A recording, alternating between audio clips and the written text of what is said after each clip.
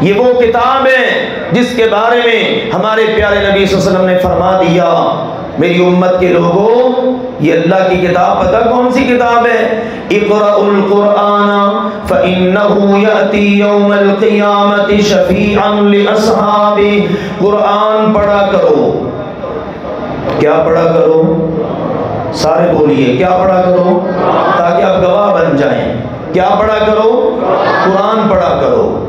Digest, novel, خبریں، what's app کی باتیں، فیس بک کی باتیں، بڑی معلومات ہیں، قرآن پڑھنا ہی نہیں آتا۔ کتنے لوگ ہیں آپ بیٹھ جائیے مجلس میں، آپ کو بات نہیں کرنے دیں گے، اتنی ان کے پاس معلومات، لیکن آپ ان سے کہیے ذرا قرآن ہی سنا دو، کہیں وہ تو نہیں آتا، شرم آتی ہے قرآن پڑھتے ہوئے۔ اندازہ کریں آپ۔ اور ہمارے نبی کیا فرماتے ہیں؟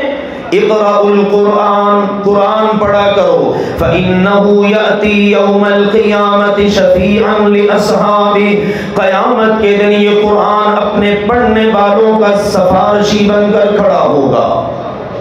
بندہ کھڑا ہے اللہ کی عدالت میں، یہ کوئی معمولی عدالت نہیں، اس عدالت کا ہونے والا فیصلہ کہیں چیلنج، ہائے ہائے ہائے، کاش ہم سمجھ سکیں۔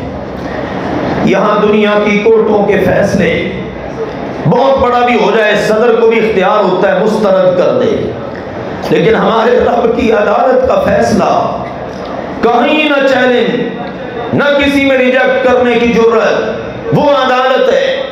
فرمایا اس وقت بندہ کھڑا ہوگا، آ جائے گا روزہ، آ جائے گا اللہ کا قرآن، روزہ آ کر عرض کرے گا یا ربی، اے میرے رب میں روزہ ہوں، تو نے اپنے بندوں پر فرض کیا تھا نا، منعتہ الطعام والشراب، اس بندے کو دن بھر صبح سے شام تک میں روکتا تھا، نہ کھانے دیتا، نہ پینے دیتا، نہ اس کی ضروری خواہش اس کو پوری کرنے دیتا، میں روکتا تھا۔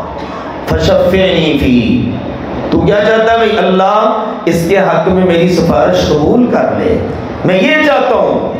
فرمایا قرآن آ جائے گا دوسری سائڈ سے، وہ کہے گا اے رب منعتہ النوم، اللہ دن بھر کا بھوکا پیاسا، کام کاج کا تھکا ہارا، لیکن رات کو آ کر کھڑا ہو جاتا، رات کو آ کر تراویح پڑھتا، نماز تہجد پڑھتا، مسجد کو تیرے گھر کو آباد کرتا۔ یا اللہ یہ وہ تھا جس کو میں نے نیند سے روکے رکھا۔ میرے عزیزوں، یہ کوئی ناول یا کسی کی بات ادھر ادھر کی نہیں کر رہا، میں نے آپ کو پہلے بھی کئی مرتبہ بتایا، الحمدللہ اس ممبر سے ضمانت ہے، بات ہوگی یا اللہ کی یا اللہ کے رسول کی، اللہ کے فضل و کرم سے اللہ ہمیں اسی پر استقامت عطا کرے۔